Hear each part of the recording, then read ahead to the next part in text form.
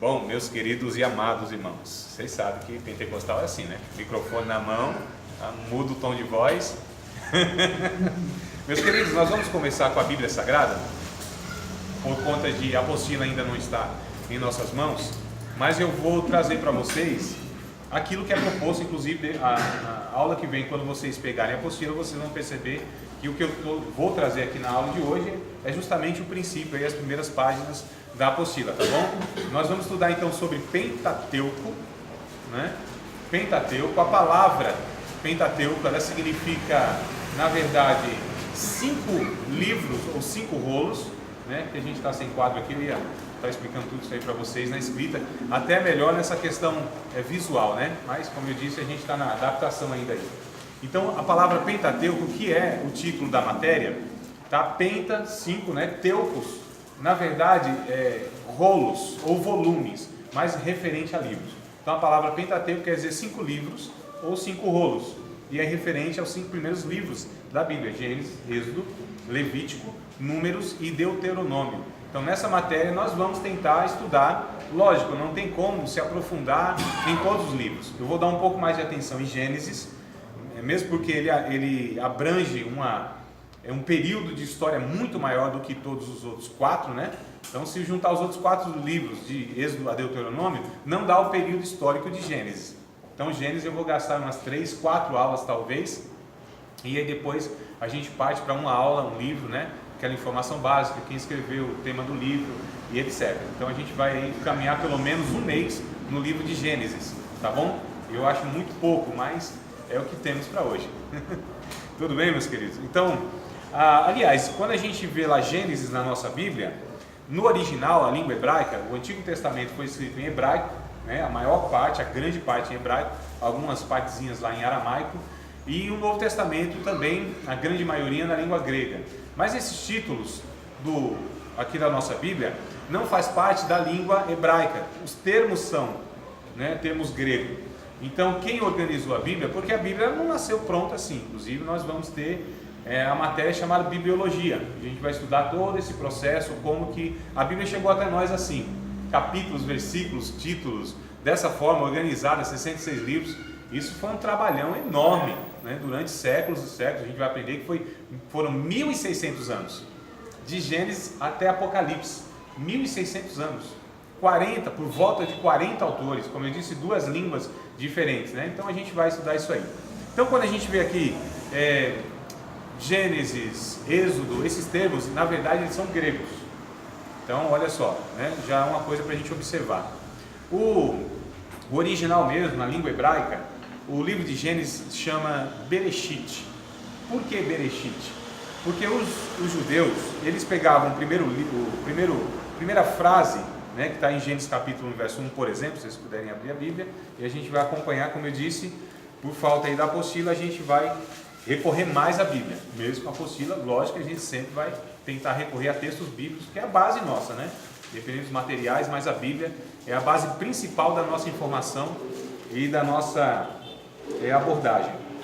Então, por exemplo, em Gênesis capítulo 1, verso 1, está escrito no princípio, certo? No original está Bereshit, que quer dizer no princípio.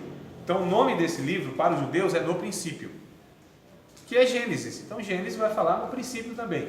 É só para identificar. Então, o judeu vai pegar a primeira frase do livro, a primeira palavra, e vai dar o nome do livro, no caso, por causa aí dessa primeira palavra, tá? Então, o nome de Gênesis, no original, é Bereshit, que quer dizer no princípio, e nós temos Gênesis aqui. Então, nós vamos começar do início, ou vamos iniciar do começo, que é o começo da criação, na verdade, onde tudo iniciou, né? Então, a Bíblia, ela já começa dizendo o que Deus fez. A Bíblia não tem proposta nenhuma de provar a existência de Deus. Quem lida com a Bíblia, quem lê a Bíblia, quem acredita na Bíblia, já tem um pressuposto que Deus é uma realidade, tá certo? Então não vale ler Bíblia e querer provar alguém pela Bíblia que Deus existe. Isso não é. Só tem 2 textos, na verdade, na Bíblia, que é o Salmo 14 e Salmo 53, que vai falar sobre o ateu, por exemplo, né? Diz o tolo no seu coração: não existe Deus, não há Deus. Mais nada, irmão. A Bíblia não se preocupa em provar a existência de Deus. Deus, ele já chega aqui mostrando o que ele está fazendo. né? Então, como diz o adolescente, já chega causando. Ele é o fator causal aí do início do universo. No princípio criou Deus os céus e a terra. Então, no original a gente descobre que Deus cria do nada, não existia nada, não tinha absolutamente nada. Deus não pegou modelo de lugar nenhum, certo? Deus, pelo poder da sua palavra, começa a criar todas as coisas. De onde? Com que material? Do nada. Então é bará ou é bereshit, bará. A palavra bará quer dizer criou, né? Tirou do nada. Chama as coisas que não são como se já fossem. É o que diz lá o Novo Testamento. É o que Deus fez aqui. Então ele começa dizendo: no princípio criou Deus os céus e a terra era sem forma e vazia, havia trevas sobre a face do abismo, e o Espírito de Deus se movia sobre a face das águas. E disse Deus: haja luz, e houve luz. Quando nós formos estudarmos a Trindade, que é a sexta matéria, a gente já vai mostrar a Trindade aqui, nos 3 primeiros versículos da Bíblia: o Deus Pai, o Deus Filho e o Deus Espírito Santo, na criação e em toda a Bíblia, no resgate do homem. Então a gente já percebe aqui que Deus, ele vem mostrando o seu poder criador. Amados, eu vou falar algumas coisas que vão chocar vocês, é inevitável, tá certo? Não tinha sentido nós nos reunirmos só para ouvirmos aquilo que a gente já sabe. Que sentido tem? Inclusive, nós vamos ouvir coisas que talvez vão chocar com aquilo que a gente já entende, ou pelo menos pensa que sabe absolutamente. Então é inevitável, tá? Uma coisa é ensinar criança, outra coisa é ensinar adulto, ou adultos. Vocês já vêm com um monte de conhecimento, né? Não estou dizendo que é tudo errado, não é isso, não é minha pretensão, jamais. Mas um bocado de coisa nós vamos aqui ter que discutir e vamos ver se de fato é assim, ainda que 200 anos eu ouvi isso. Mas é para isso que a gente está aqui, para a gente rever, reler, repensar, discutir de novo, mas sempre trazendo aqui para textos bíblicos e pegando bases. Achismo não vai caber no nosso meio, nem meu, nem de vocês. Ah, por que é isso, professor? Ah, eu acho que... Não, então esquece, mano. Eu falei eu acho, tá certo? Eu vou trocar a palavra que penso, né? Acredito, mas baseado em quê? Aí eu pego as fontes para eu afirmar alguma coisa.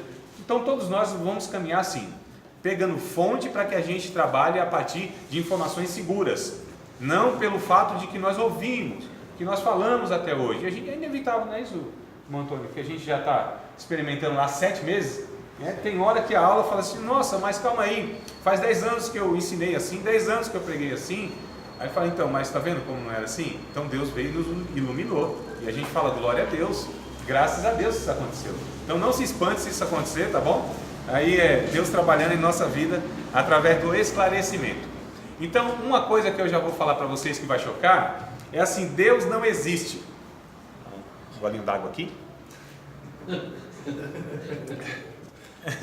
Né? Deus não existe. A pergunta é: por que Deus não existe? Porque tudo que existe, tudo, absolutamente tudo, foi criado. Tudo veio de algum princípio. Tudo teve uma matéria, né? E a partir dessa matéria passou a existir. Tem um começo e terá um fim. Deus não se encaixa em nenhuma dessas declarações que eu fiz aqui. Então Deus não existe. Deus está para além da existência. Deus é. É diferente. Deus é. Nós existimos. Porque passamos a existir pela criação daquele que é. Então só Ele é. Ele disse: eu sou. O autoexistente. A pergunta é: mas e antes de Deus, o que existia? O que havia antes de Deus? Quem nunca fez essa pergunta? Ou quem nunca foi perguntado assim, né? Por alguém, indagado: de onde veio Deus? Mas ficou pensando: e agora? Não sei. Então Deus não veio de lugar nenhum, irmão. Ele não tem princípio de dias, não tem fim de dias. Tudo que existe, existiu porque de Deus saiu, por Deus foi criado. Então Deus está para além da existência, tá certo? Se eu tivesse um quadro branco aqui, eu ia mostrar para vocês isso aqui, mas eu vou me fazer o quadro branco, tá bom? Imagine que eu sou a criação de Deus. Tudo que existe, visível e invisível, anjos, né, seres celestiais, a terra, o cosmos, galáxias e etc. Então eu sou essa criação de Deus. Passei a ser a partir de um ponto criado, tá certo? Eu vou me pegar aqui como uma criação de Deus que vai para a eternidade. Então tem 2 seres que Deus criou, 2 tipos de seres que Deus criou, que vai para a eternidade, que são os homens e os anjos. Se irão salvos ou não é outra história. A gente vai tratar isso em outra ocasião. Mas o espírito é eterno, dos anjos e dos homens. Ou eternidade com Deus ou eternidade sem Deus. Mas a partir do ponto criado nós somos eternos. Mas a partir de um ponto criado, não é? Então daqui para lá chama-se eternidade. Então nós somos eternos e os anjos, seres humanos e os homens, para lá nós somos eternos. A Bíblia diz em Salmo 90, verso 1 e 2, esse é o tempo para vocês pegar a Bíblia, ó. Salmo 90, Salmo de Moisés, o salmo mais antigo que tem, né? Salmo 90, e aí nós vamos falar de Deus. Então vamos falar de Deus aqui, a primeira aula, e Gênesis, né? Que é o que vem tratando aqui. Olha só, antes que os montes nascessem, não é isso? Antes que os outeiros fossem criados, tu és Deus, de eternidade para trás, a eternidade para frente. Então Deus habita na eternidade, Ele é eterno. Tá certo? Ó, eternidade para lá e eternidade para cá. Tu és Deus, de eternidade a eternidade. Então antes que existisse qualquer coisa, Deus é.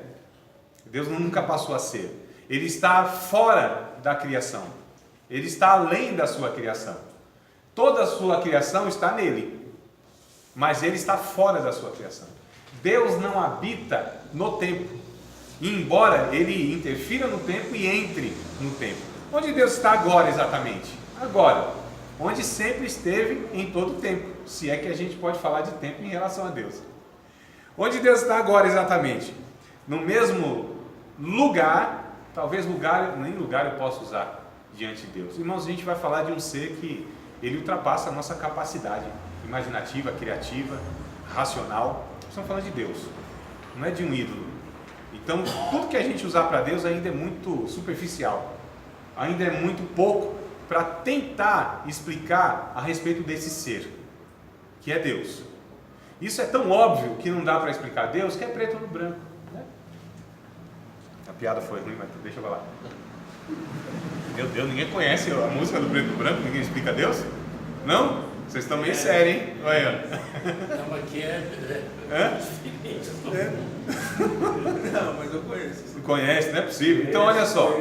Conhece, pronto, me ajuda aí, meu irmão. Me ajuda aí a dar aula aqui, pelo amor de Deus. Então olha só. A gente vai falar então a respeito desse ser que é Deus, que ultrapassa toda e qualquer capacidade imaginativa. Nós sabemos o que de Deus? Aquilo que Ele decidiu se revelar nas Escrituras e na natureza. Mas sabemos tudo de Deus e Deus se revelou tudo dele? Claro que não. O que Deus revelou dele é infinitamente menor do que Ele é. Porque Deus é infinitamente maior de tudo que Ele criou. E tudo que Ele criou, por sua vez, é infinitamente inferior a Ele. Olha a distância. A gente está falando do quê? De um abismo que a gente chama de um abismo ontológico, é de ser que a gente está falando. O ser humano e os seres angelicais, eles são infinitamente inferiores ao ser de Deus. E eles só são porque Deus é, na verdade eles estão sendo. Porque eles não são autoexistentes. Complicado isso, né? Calma, irmão, no final vai dar tudo certo. Não dá certo? Eu preciso mostrar para vocês que o que nós vamos estudar é algo que só o Espírito Santo pode, através das Escrituras, nos revelar. E algumas coisas que, de fato, vai ficar pendente. Inclusive pela incapacidade do professor, que não sabe tudo, e pela incapacidade nossa de sabermos tudo. Então, junta as duas coisas, já sabe que vai ser limitado muita coisa aqui, não é? Mas não desanime não. Tem muita coisa boa que a gente vai aprender aqui nesses 3 anos, em nome de Jesus. Então, olha só. Deus está no mesmo lugar onde Ele esteve quando Ele criou os anjos, que são anteriores à criação dos homens, tá? Jó capítulo 38, versos 6 e 7, está escrito isso aí. Quando Deus criou a terra, os anjos, os filhos de Deus, as estrelas, né, representando os anjos, eles se alegravam, eles estavam vendo Deus dizendo: haja luz, haja isso, haja aquilo, e os anjos olhando aquilo tudo de camarote. Imagina que show, que coisa linda. Deus falando assim, as coisas surgindo, os astros, o sol, a lua, as estrelas, os planetas, os multiversos. Imagina os anjos. Acho que estava até falando língua estranha, tanta alegria, não é? E aí Deus, Ele está nesse mesmo lugar hoje. O que Deus está vendo agora? Tudo, exatamente tudo. Desde o momento que Ele criou os anjos, depois toda a criação, os homens, os milhares de anos de história, Jesus morrendo na cruz, o período da igreja já dura uns 2000 anos e a consumação dos séculos. Deus está vendo agora, exatamente agora. Tudo isso, ao mesmo tempo. Diga, Mário. Deus, você quer dizer que Deus é atemporal? Exato. Exatamente. A palavra exata é essa. Técnica é essa. Atemporal. Ele está fora do tempo. Né? Deus não é sujeito a tempo e espaço. Ele é atemporal porque Ele é eterno. A eternidade não é um tempo sem fim, é ausência de tempo. Entendeu? Então a eternidade é ausência, não existe tempo. É por isso que para Deus tanto faz. Um dia, 1000 anos é um dia. Não faz diferença nenhuma. Ele está fora do tempo. Ele criou o tempo, chamado de Cronos, né? De onde vem a nossa palavra cronologia. Então Deus criou o tempo. Olha só, então foi criado por Deus, mas Deus está fora da criação. Ele é totalmente outro. Ele é totalmente distinto da sua criação. Ele não se confunde com a sua criação. Então nós estamos falando de um ser que é soberano, que é supremo, que é autossuficiente, que é sustentador de todas as coisas. Ele disse: eu que sirvo vocês, eu não sou servido por uma humana. Não há como, amados, tá certo? Nós servirmos a Deus como se Deus tivesse uma necessidade. Então quando a gente vai conhecendo Deus da Bíblia, a gente vai percebendo que, opa, tem algumas coisas tão estranhas aí, que parece que a gente apela para as pessoas fazerem alguma coisa para Deus. É Deus que está fazendo tudo, e Ele nos convida para participar desse feito dele. O que Jesus disse lá em João, capítulo de número 17, se não me falha a memória? Disse: ó, meu Pai está trabalhando até agora, e eu também. Então, Deus já estava muito antes de nós, irmãos, trabalhando, né? Muito antes. Antes que nós existíssemos, Deus estava trabalhando, Deus estava agindo, Deus estava resgatando a humanidade. A gente vai perceber na matéria chamada de soteriologia e amatiologia, que é a doutrina da salvação e do pecado, que Deus na eternidade resolveu esse negócio de salvação. O sangue de Jesus foi oferecido antes da fundação do mundo. 1 Pedro capítulo 1, verso 22, alguma coisa assim, né? 21, 22, Apocalipse também vai falar a mesma coisa. Desde a fundação do mundo, ou antes da fundação do mundo, o sangue de Jesus já foi oferecido. Na eternidade, a Trindade já concordou isso aí. Na história se efetivou uns 2000 anos atrás. Mas Deus, olha, não faz tempo, está trabalhando. Faz muito tempo. E aí tem gente que acha assim: se não for eu, se eu não pregar, se eu não fizer, se eu não ensinar, o que vai ser de Deus? Amados, Deus não precisa de nós. Ele nos escolheu por bondade, misericórdia, né? Ele nos escolheu porque Ele é bom. Ele falou: vou chamar esses seres humaninhos para trabalhar comigo, para ser os meus cooperadores. Quem está operando? Deus. E nós estamos cooperando com Deus, né? E muitas vezes nós, na verdade, atrapalhamos Deus. Na grande maioria das vezes, acho que quase 100%, nós atrapalhamos Deus. Aí Deus tem um trabalho enorme conosco, para nos fazer entender aquilo que Ele está fazendo. Entendeu? Que a gente acha que a gente pode falar alguma coisa, orientar Deus: Senhor, é aqui, se não fosse a minha oração, o que seria de Deus? Deus, Ele está salvando nós e o mundo, não é por causa de nós, é apesar de nós. É diferente, né, irmãos? Então a gente está falando aqui de Deus que Ele é atemporal, esse Deus que não é sujeito a espaço, esse Deus que sabe todas as coisas. Há alguns atributos que só pertencem a Deus, nenhum outro ser tem. A gente vai falar de onipotência, onipresença, onisciência, onividência. Tudo isso só pertence a Deus, irmãos. Ou seja, Ele tem todo o poder. Ele não está disputando com um reino. O reino de Deus é absoluto. O seu trono é para todo sempre, diz a Bíblia. O seu trono não se move. Deus está inclusive no trono agora, que foi o que João viu em Apocalipse, capítulo 4, versículo 1. E a visão de João era uma visão da eternidade. Então, onde Deus está? Na eternidade. Como que Ele está? Tranquilo, sossegado, no trono, dominando tudo. Com um rolo que tem 7 selos, que é o desenrolar do final da história humana. Está tudo certo, resolvido. Deus não está apavorado, suando no canto da orelha. Ele não está, irmão, desesperado. A gente pega a vida de Jesus, aqui na terra. Já viu Jesus assim, apavorado? E agora, o que vai ser? E agora quem vai poder? Acordar cedo. Não, nenhuma ansiedade, não tem. Não tem ansiedade em Jesus. Ele disse, aprenda de mim, que eu sou manso, humilde de coração. Aprenda de mim, vocês vão viver uma vida melhor. Sem ansiedade, sem insegurança, com a fé inabalável. Porque Jesus, de fato, sabia, amados, o final de todas as coisas. De uma maneira tranquila, a morte para Jesus era uma via para conseguir o objetivo ou a missão para que ele foi enviado. Como é para nós, igualzinho. É por isso que a gente não teme a morte. O crente não tem medo da morte. Não é, irmão? Para nós é tranquilo isso. A gente não tem medo da morte, não tem medo de doença, do amanhã, da incerteza. A gente não tem certeza, nós só temos convicções de tudo, porque de tudo Deus já nos assegurou. Está tudo resolvido. Deus, calma, meus filhos, está tudo certo. Só olhar o final da história, eu deixei um livro para vocês aí, que chama-se Apocalipse. Nós vamos estudar aí. Está tudo...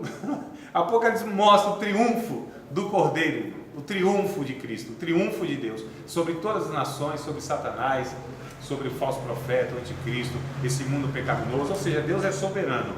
Então, voltando, Deus está na eternidade, nesse exato momento, vendo todas as coisas. Ele conhece todos, o pensamento de todos, em todo o tempo, de uma maneira absoluta. Todos são servos de Deus, por direito de criação, inclusive o diabo, os demônios e tal. Quando a gente lê assim, alguns trechos do Antigo Testamento, acho que é capítulo 17 de 1 Samuel, a gente vê lá que teve um espírito da parte de Deus que foi atormentar Saul. Lembra desse texto? Né? Falando espírito mal da parte de Deus, que conversa é essa? Que negócio é esse? Amados, até os demônios estão a serviço de Deus. Como que se entende isso? Não se entende muito bem, a não ser que a gente entenda que Deus é Deus, inclusive do diabo. E o diabo é um servo frustrado de Deus. Porque Deus dá ordem, ele obedece sem querer, mas obedece. Porque quando Deus dá ordem, o diabo e toda a criação obedece. Só uma classezinha da criação de Deus, os seres humaninhos, que resistem ainda às ordens de Deus. Está se identificando? Não é, meu? Pega assim para analisar a criação de Deus. Quem é que desobedece a Deus? Mas nem os demônios quando Deus dá ordem. Já viram papagaio falando mal de outro papagaio para um papagaio? Já viram? Papagaio assim, caluniando, pecando. Nunca viram? Não, um jacaré pecando, cobiçando alguma coisa assim, maquinando mal, não dormindo à noite direito, pensando o que pode fazer para prejudicar. Nunca, né? A criação de Deus é harmônica, é perfeita e obedecem a Deus. Nós que somos esses desobedientes a Deus, inclusive nós que fomos resgatados, ainda a gente tem essa resistência, não tem? Ou não? Ou será que eu estou errando muito aqui? Então o que acontece? Deus é soberano, o livro de Gênesis mostra ele criando todas as coisas. Ele tem o poder sobre todas as coisas. Ele sustenta todas as coisas. Todas as coisas dependem de Deus. Este é o começo que mostra o livro de Gênesis. Ele é Senhor. Capítulo 1. Inclusive no verso 26 ele cria o homem, cria o ser humano, né? A sua imagem conforme a sua semelhança. Capítulo 1, verso 26 e verso 27 está escrito isso. Vocês podem pegar a Bíblia e ler, vai saber se eu estou citando errado, né? Bora lá, amados. Estudar a Bíblia. Gênesis capítulo 1, verso 26 e 27. Pode ler, meu amado, se quiser.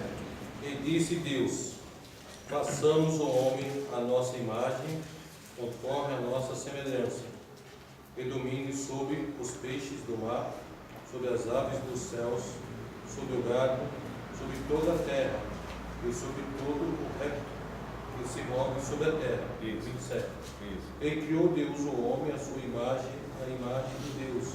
E criou o homem, a mulher, os criou. E os criou, coisa boa. Vou falar outro negócio que pode falar. Eu não entendi. Criou na sua vida? E criou Deus o homem à sua imagem. A Não, imagem... 27. O 27. É o 27. E criou Deus o homem à sua imagem. A imagem de Deus o criou. A sua imagem de Deus o criou. O criou. E aí? Homem e mulher Homem e mulher. os criou. Oh, Não glória. é mais ou menos. Ou mulher, um dos dois, né?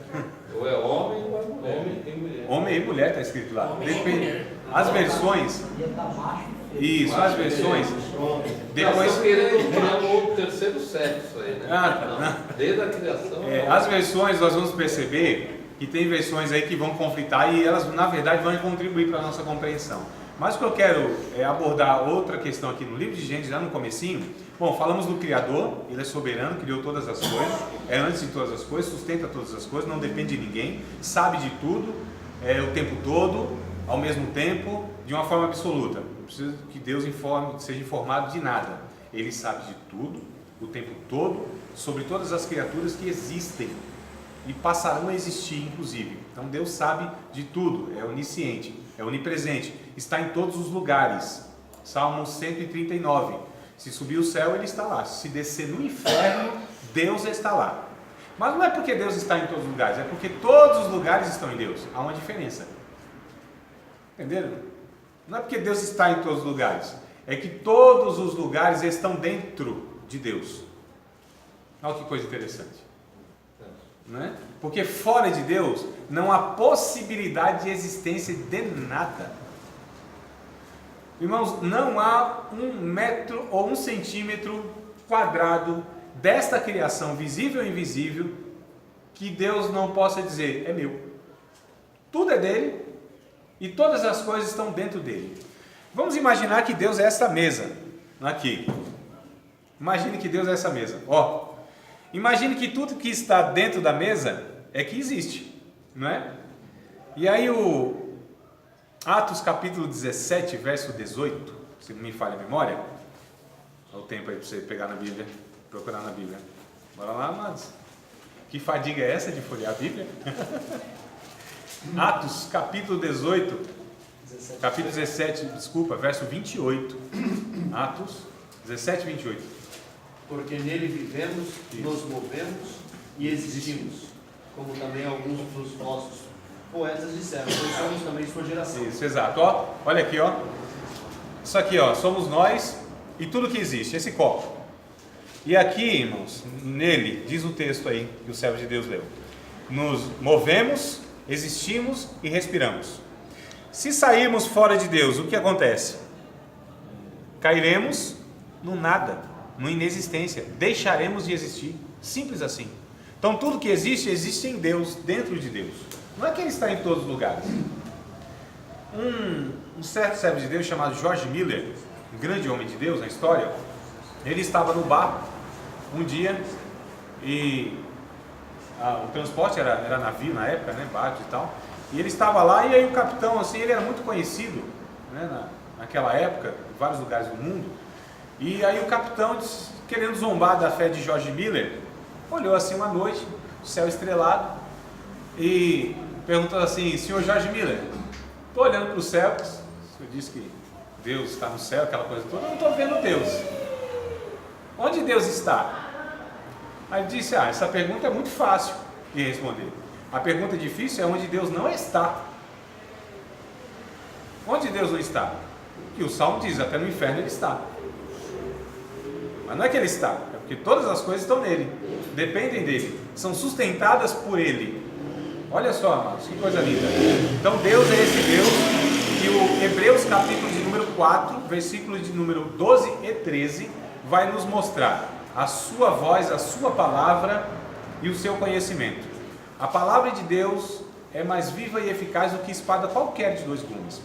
Penetra até a divisão da alma e do espírito, das juntas e das medulas. É apta para discernir os pensamentos e as intenções do coração. O verso 13 vai dizer que todas as coisas estão nuas e patentes diante daquele que todos vão ter que tratar um dia.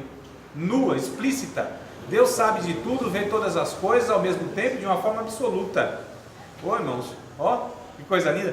Deus é bem-humorado. Tem uns crentes que é mal-humorado, aí não reflete a imagem e semelhança de Deus, não é? Mas assim, Deus é bem-humorado. No livro de Isaías ele diz assim, chama aí qual é o Deus, que é como eu, que sabe as coisas no final desde o princípio. Me apresenta. Deus numa ironia, coisa linda, né? Isaías, algum texto de Isaías. Depois eu acho, mano. No intervalo eu pego aí. Eu não vou lembrar agora não. Mas é Isaías, absoluta certeza eu tenho. E aí o que acontece? Deve ser lá para os 47, alguma coisa que ele fala dos ídolos, né? Ou 47, 48. Mas depois, no intervalo eu procuro certinho e passo para vocês, tá? E aí então, esse Deus cria o homem, segundo a sua imagem, conforme a sua semelhança. Em outra matéria, deixa eu ver se nós vamos ter aqui. não sei. Mas nós vamos, em outra ocasião, falar sobre o que é de fato essa imagem. Aliás, não, já vamos falar assim. O que é a imagem e semelhança de Deus? Alguns pensam, Deus é inteligente, o homem é inteligente. Deus tem o homem tem consciência de si e do outro, Deus também tem consciência de si e do outro. Deus é espírito, o homem também é espírito. Não seria essas coisas e outras coisas mais que falam, que não é mentira, não é que não há essa semelhança. Mas quando a Bíblia diz que Deus, ele cria o homem, a sua imagem conforme a sua semelhança, é porque nós temos que entender quem é Deus na sua natureza.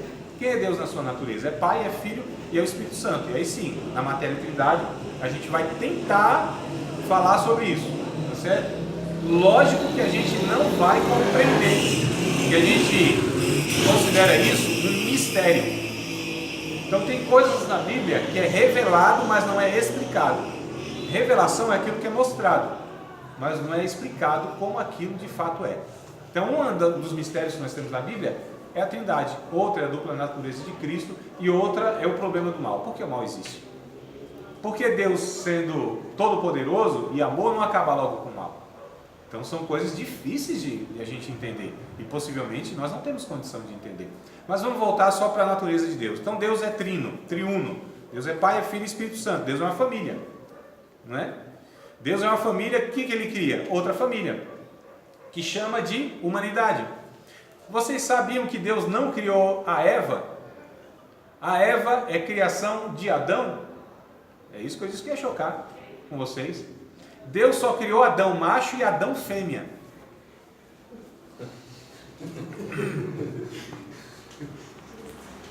Amados, tá vendo? Tem uns irmãos que falam, não vejo a hora do intervalo para sair de fininho e ir embora. Gênesis, eu não estou inventando nada. Está trancado. Tá trancado? Então, ótimo, ninguém entra e ninguém sai. Gênesis capítulo de número 5. Amados, eu quero que vocês, por favor, tenham calma, não tirem as conclusões precipitadas, tá certo? Não se apavorem, não me crucifiquem. Vamos entender a Bíblia aos poucos. Chega em casa, ore, Senhor, aquele professor atrapalhado, ele fala um monte de coisa, me esclarece aí se é isso mesmo, ou ele está desviado, está ensinando heresia pra gente. Então ora assim, tá certo? Ora lá e eu ia até sugerir uma oração, Senhor, se ele não estiver ensinando que é certo, que ele nem volta na próxima aula, mas vai acontecer um imprevisto aí, né? Então deixa quieto essa última parte. Gênesis capítulo de número 5, versículo de número 1 e versículo de número 2, depois eu explico essa minha declaração. Esse é o livro das gerações de Adão, no dia em que Deus criou o homem, a semelhança de Deus o fez. Macho e fêmea os criou e os abençoou. E chamou o seu nome Adão, no dia em que foram criados. Macho e fêmea os criou, os abençoou e os chamou de Adão. O nome Adão é o nome do casal, que significa ser humano, ou humanidade, depende das versões que vocês têm aí, ou tá humanidade, ou tá homem, ou tá pessoa. Tá homem no meu. Tá homem no seu. Algum tá humanidade? Não, ninguém? Não tá? Humanidade? Então criou pessoa, homem ou humanidade. Porque a palavra Adam significa isso, humanidade. Chamou o casal de Adão, de humanidade. Criou macho e fêmea, conforme a sua imagem e semelhança. Deus é um, embora sendo um é mais do que um. Deus criou então um ser chamado macho e fêmea e deu o nome de Adão. Depois do pecado, capítulo 3 de Gênesis, é que o Adão macho, quando pecou, chamou a mulher de Eva, porque aqui já tinha entrado toda a desgraça sobre a vida desse casal que era harmônico, perfeito, e quando olhava um para o outro, não via o outro, se via nele. Quando o Adão macho viu a Adão fêmea, e disse, esta agora é osso dos meus ossos e carne da minha carne. Eu pergunto, quem pode ser osso do meu osso e carne da minha carne? Eu. Ou não, irmão? Então quem era o macho e fêmea? Era a expressão da Trindade de Deus, sendo harmônico e se completam entre si. Mas quando entra o pecado no mundo, no capítulo 3 de Gênesis, a Bíblia vai mostrar que 5 áreas nossas foram afetadas: área teológica, sociológica, psicológica, biológica e ecológica. Na área teológica foi afetado, é por isso que a gente está aqui, para ver se a gente consegue entender mais um pouco a respeito de Deus. O casal, amados, quando estava no jardim do Éden, sem pecado, eles não tinham dificuldade teológica. Eles tinham comunhão plena, perfeita, harmônica com o seu Criador. Entendia tudo que ele falava. Diário era esse encontro pessoal, tete a tete, era bolinha no olho ali. O casal, tá certo? Não era só o homem, o casal que se apresentava diante de Deus. Quando peca, já começa então a dificuldade teológica. Porque Deus, ele vem no outro dia, na viração do dia, se Adão, onde estás? Oxe, Deus não sabe de tudo? Perdeu o homem? Por que Deus perguntou onde estás, Adão? Para mostrar para o homem que ele tinha se perdido. Ele estava escondido atrás de uma moita. E ele disse: Senhor, eu ouvi tua voz e temi. Por que tem medo de Deus? O que aconteceu nessa compreensão agora a respeito do Criador? Por que teve medo? O pecado entrou, irmãos, na mente, no coração, na existência agora desse casal. E agora eles não têm compreensão de quem Deus é. Tem crente com medo de Deus, vocês acreditam nisso? Tem ímpio com medo de Deus. Não conhece o Deus Pai do nosso Senhor Jesus Cristo, que é um Deus que veio para resgatar o ser humano. Tem crente que nem entende quem é Deus, que, irmão, manda todo mundo para o inferno. Calma. O que Deus está fazendo desde todo sempre é amando o ser humano, é resgatando o ser humano. É verdade que há uma faceta de Deus que se chama justiça? Sim. Isso só será lá no final, na ponta da história humana. Mas hoje, amados, a pregação de Cristo e a nossa deve ser perdão, misericórdia, resgate, graça para a vida do ser humano. Então, e nós crentes, então, está tudo resolvido. Não tem pendenga nenhuma, arenga nenhuma, não tem briga nenhuma, não tem desavença nenhuma, inimizade nenhuma, já foi tudo resolvido em Cristo. Nós fomos apaziguados diante de Deus. Romanos capítulo 5 diz isso aí. Um texto entre outros mais. Mas aqui, questão teológica. A questão sociológica. O que aconteceu aí, Adão? O que aconteceu aí nesse processo? A mulher que tu me deu. Problema sociológico. Quem é casado aqui? Quem é casado? Levante a mão em nome de Jesus. Aê. Fala para mim, fala para os que não são casados, para desespero deles, se não há assim uma dificuldade enorme de conviver a dois. Não tem que ceder. Hã? Não tem que ceder, senão... O homem, normalmente.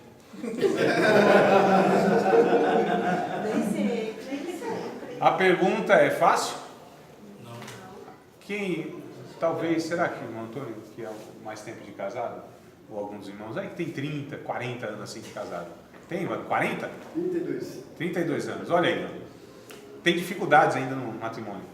Tem, não, acho que tem, não tem jeito. Eu fui um dia ministrar para casais lá, uma palestra para casais lá, um jantar para casais, e aí, oxe, que trem é esse aqui, meu Deus? E aí, tinha lá eu perguntei lá, isso tem 30 anos de casado e tal. Eu falei, rapaz, precisa melhorar alguma coisa lá na sua casa? Ele disse, não, tá tudo bem, tudo perfeito. Eu olhei, eu falei, não acredito nisso. Eu falei, não vou perguntar para você, vou perguntar para sua mulher. Né? Igual foi a história, mas não é a história, aconteceu mesmo. O palestrante lá falando sobre conflitos e tal. E aí chamou o povo depois para orar, né? Para Deus dar sabedoria, graça para conviver com esses conflitos. E veio uma irmã, inclusive ela estava sozinha, o esposo não pôde vir, mas ela tinha se inscrito lá na palestra e foi. E ela disse, pastor, na verdade meu esposo nem veio, não pôde, mas eu vim aqui, não foi nem para receber oração nessa questão de para que a gente se arrume, porque assim, a gente nunca teve uma discussão, nós temos mais de 30 anos de casado, nunca tivemos uma discussão. Eu falei, então irmão, fica aqui à parte, nós vamos orar para você de uma forma diferente, vamos orar para Deus curar você da amnésia. Mano, não tem como, conflito é o nosso problema diário. Eu estou falando de casamento, que é aquela pessoa que a gente declarou amar, cuidar, respeitar em todas as situações, não foi? Imagina com as outras demais, imagina dentro de igrejas, imagina na sociedade, no mundo, essa realidade sociológica, né? Ou seja, esses conflitos. Entrou, então nós fomos prejudicados na segunda área sociológica. Na terceira foi psicológica, a mente do homem. Irmãos, de pertinho, ninguém é normal. Deixa eu me aproximar de vocês aqui. Ninguém é. Ninguém. Não é? Eu às vezes ando pela rua assim, eu fico observando um, observando o outro. Nossa, é um mais louco do que o outro. E eles devem pensar isso de mim de alguma maneira, em algum momento. É fato, amados, é fato. Sozinho assim as pessoas se distraem e você fala, nossa, que... Né? Não. Gente assim meio pancada. A gente está falando de gente inteligente, está falando de Einstein. Na história mostrou que foi registrado. Nós estamos falando de gênios. Então, psicologicamente nós fomos abalados, nós temos as nossas crises existenciais, as nossas dificuldades psicológicas, as nossas fraquezas, debilidades psicológicas. Então a mente, ela é um âmbito que precisa do Espírito Santo de uma maneira assim desesperadora para resgatar a sanidade mental, não é? Por isso que o Evangelho é chamado de sãs palavras, que é para curar a mente do homem. A quarta área que nós fomos prejudicados é a área biológica, ou seja, o homem passou então a estar sujeito à morte, às enfermidades, às limitações. Olha, agora do suor do teu rosto, com muita luta, muita fadiga, vai tirar o sustento da tua terra. E passou então a ser esse homem morrente, esse homem sujeito à morte, esse homem que era para viver a eternidade, viveu lá seus 700, 800 anos, coisa pouca. Mas comparado com a eternidade, vocês não acham pouco? 900, 1000 anos? Eu acho muito pouquinho, comparado com a eternidade. Então hoje piorou, 70, 80, 90 anos, irmão, já está no fim da ladeira, não é? E uns aí com 40, 50 já também está no bico do corpo, está ruim. Então assim, é uma realidade nossa, não é? Não, mas tem um 60 que está inteirão e tal. Aleluia! Confirma, meu amigo, então glória aí, pronto. Mas assim, amados. Pastor Antônio aqui até pensando. Olha que coisa interessante. Meus amados, então a quarta área da nossa vida, a existência que foi prejudicada, é a área biológica. A vida começou a morte entrar em toda a criação de Deus. A Bíblia diz isso em Romanos 5:12, que a morte entrou pelo homem, e pela morte entrou o pecado, e passou por todos os homens, por isso que todos pecaram. E na criação em si, né? A última área fomos prejudicados, a ecológica. A própria criação geme com dores de parto, esperando a manifestação dos filhos de Deus. Então olha só o que aconteceu com essa criação de Deus, tá certo? Deus criou o ser humano, esse ser humano perfeito, harmônico, com vida eterna. Eles entendiam que eles eram um só, né? Ou seja, o Adão macho e Adão fêmea eram harmonia. E o Evangelho tenta resgatar isso. Vocês sabiam disso, amados?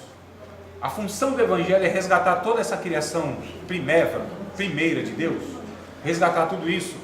Por exemplo, no âmbito do matrimônio, a gente lê Efésios capítulo 5, a gente percebe a voz de Paulo dizendo, olha para cá, olha para cá, olha para cá.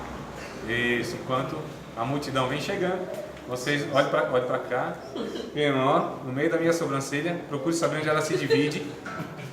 Quando não achar a divisão da minha sobrancelha, não pare de olhar para mim, tá?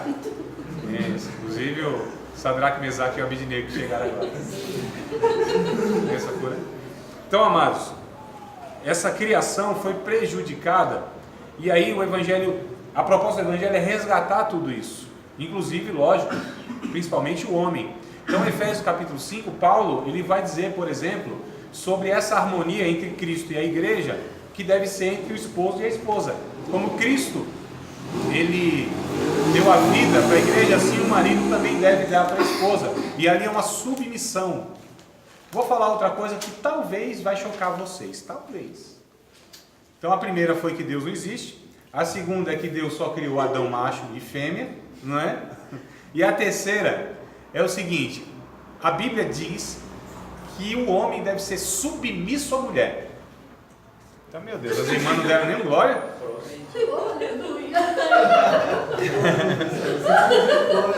A sua vida, né, mano? Está na sua vida. Amados, o que havia no princípio da criação eram papéis definidos. Na Bíblia não existe algo que nós chamamos e que nós nos organizamos por esse princípio, chama-se hierarquia. Essa palavra não é bíblica e essa proposta não é bíblica. A proposta bíblica é que todos servem a todos e são chamados de servos.